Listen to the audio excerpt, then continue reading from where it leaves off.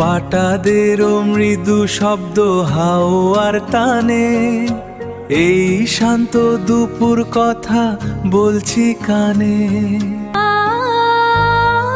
সন্ধ্যা নামছে সোনালি রঙে, পাতার ফিসফিস হাওয়ায় মিশে। চুপ কথা দুপুরের অলসটা মনে পড়ে, সেই ছবিটা সবুজ ঘ্রাণে মন ভেসে যায়। স্নিগ্ধ বৃষ্টি নামলো আকাশে, মন মাটির গন্ধে মিশে যায়।